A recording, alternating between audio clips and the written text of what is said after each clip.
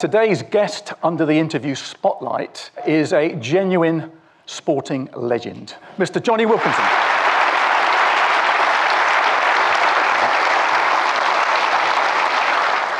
Well, Jonny, you're well known as being a perfectionist. This search for perfection started at a pretty early age.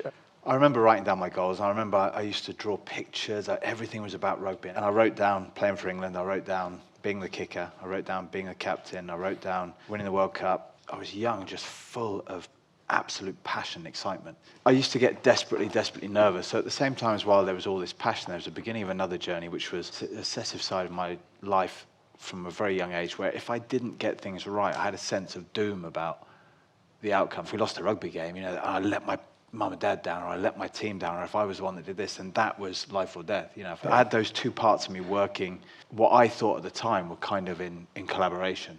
What I realized later on were they were massively opposing forces. 3 years down the line, I can't stand the game. I'm sat in the change room and I've kicked 8 from 8 and we've won and we've beaten this and it's player of the match and everything. And I'm sat in the change room just wiping my brow thinking, thank God that's over. And thinking about 2 or 3 things that I wish I'd done differently.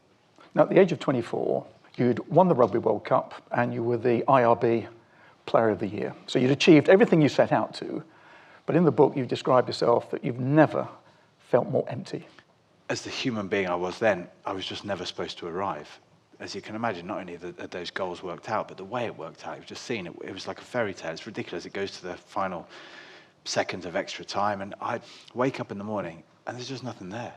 The Hollywood film always ends with the credits, and the guy gets the girl, or the girl gets the guy, and whatever, and the next morning they don't film them having an argument about breakfast. You know what I mean? And it's a conventional belief that we pass on and on and on, that there will be joy at the end of stress and suffering. Now, what I found out at that age, and I wasn't ready to fully accept it, was that stress and suffering just creates a habit of stressing and suffering. That becomes who you are. So I woke up that next morning, and there was nothing there. I expected outside the door to be, kind of like a golden chariot that someone was going to carry me down to breakfast in. But there wasn't. There was nothing. And when I got down to breakfast, I had new problems. So what I said to myself was, you know what, there isn't any joy at the end of this World Cup, despite the fairy tale. But I tell you what, there will be if we win the 2007 World Cup, because it's never been done back-to-back. So I just started on the road again. And, and that road was not passion and joy. That road was stress, suffering, sacrifice. And, that was the first stage where I got that first question mark that said, hold on, is this how this really works?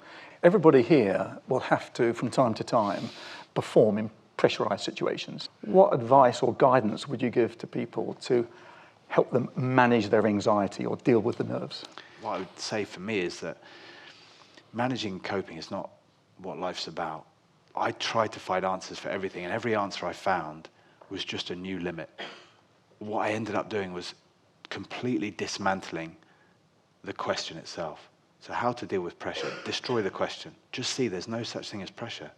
If you don't have the thought of, what if this doesn't go well for me? There's no such thing as pressure. What am I doing now? What do I want to happen? And what am I going to do about it? Every time I kicked a ball, there was no such thing as pressure. The second before I'm about to kick it, when I'm staring at the post, there's pressure. What if this, what if that? But in the moment I'm striking the ball, there is no pressure. Why? Because there's no thought about it. Because in that moment, you are so involved and engaged in what you're doing. So is it the focus on the process that does it? But it's not the process. Right. Because the process involves a start and a finish. Right. It's the moment. Now, when I try to take this me now and live the past, I get regret. When I try and take it and live the future, I get anxiety. But this me now is equipped beautifully for this moment now. But when you start thinking about, it's going to be okay, you start to feel the helplessness. And that's what it is. It's helplessness, because me now cannot help what's coming, but me then will be. And that's the secret to performance, is that once you remove this identity and this thought and this need and the fear and the anxiety and the control and the pressure and the stress, you're just left with absolute clarity. And that clarity is just do it or don't. And if you do it, involve yourself fully. And if you don't, do something else and involve yourself fully.